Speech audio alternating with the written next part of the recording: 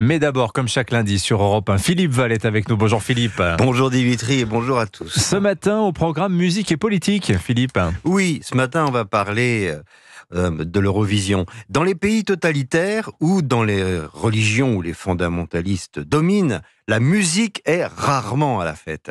Au début du XVIe siècle, le plus sombre du Moyen-Âge, le pape Jean XXII, avec le décret Docte Sanctorum, interdit la musique polyphonique, accusée d'attirer les fidèles dans les églises pour autre chose que pour la messe. Plus récemment, on se souvient de Debussy, interdit dans la Chine de Mao, lequel y entendait une propagande bourgeoise. On se souvient également des problèmes qu'ont rencontrés Shostakovich et Prokofiev avec Staline, et de l'interdiction de toute musique par l'islam d'Al-Qaïda, de Daesh et autres talibans.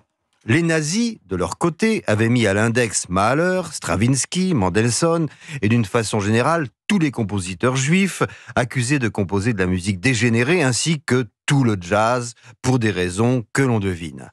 Par chance, dans l'Europe d'aujourd'hui, nous sommes loin de ces délires répressifs. La culture est désormais un domaine de liberté protégée.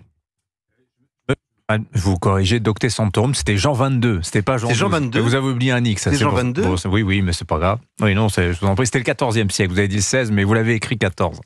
Bon, on reprend. La culture, domaine de liberté protégée. Vous croyez vraiment pardon Oui. Je veille au grain, Oui. Philippe. Mais Jean 22 était... Enfin bref, passons. Oui, et surtout... Et surtout si, liberté protégée, surtout si vous êtes rappeur. Certes, tous les rappeurs ne sont pas des vociférateurs d'une propagande paranoïaque jaillie tout droit du Moyen-Âge le plus obscurantiste.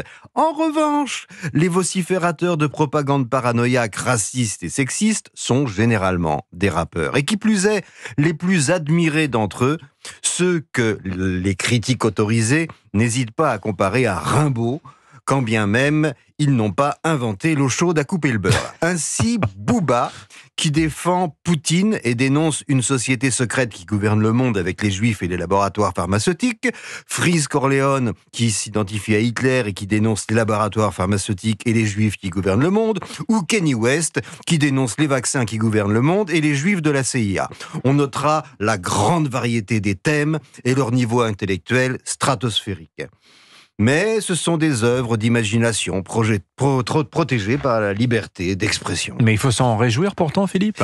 Mais oui qu'il faut s'en réjouir, et on s'en réjouirait encore plus si la règle était la même pour tous, ce qui ne semble pas être le cas. J'en veux pour preuve la polémique qui agite le petit monde du concours de l'Eurovision. Car, contrairement à ce qui se passait au Moyen-Âge ou dans les pays totalitaires, en Europe, c'est le monde de la culture lui-même qui brandit les ciseaux de sa propre censure. Ainsi, des artistes islandais, suédois, finlandais ont demandé à l'Union européenne des radios et télévisions, l'UER, qui organise l'Eurovision, d'interdire la participation d'Israël au motif qu'on a exclu la Russie. Delphine Ernotte, heureusement, qui préside l'institution cette année, a refusé, en faisant valoir que la Russie était agresseur et Israël agressé. Pourtant, la participation d'Israël n'est pas du tout assurée, Philippe. Et non, parce qu'à l'Eurovision, il existe un comité qui décide de la recevabilité des chansons. Et devinez quelle chanson a été refusée ? La chanson israélienne, j'imagine. Bravo Dimitri, Oui. Eh oui, vraiment bien informé. Pour votre perspicacité, bravo, elle a été retoquée parce qu'elle faisait allusion au 7 octobre et le comité l'a jugée trop politique. Alors, les Israéliens ont proposé une autre version, elle aussi refusée, parce qu'elle contient le mot « flowers », fleurs en anglais. Or, il se trouve que dans le langage codé des soldats israéliens, fleur, en hébreu, signifie soldat blessé. La plupart des Israéliens eux-mêmes l'ignorent, mais pas le comité de l'Eurovision qui voit une intention politique justifiant son refus de la chanson. C'est ainsi que, dans notre Europe des libertés, il est préférable d'être un rappeur antisémite, anti-vax et pro-Hitler, et complotiste, qu'un artiste israélien qui chante le mot « fleur ». Étonnant, non ? Comme disait Pierre Desproges. Signature Europe 1, Philippe Val. Merci beaucoup, Philippe. Allez, Pascal Pro nous rejoindra dans quelques instants.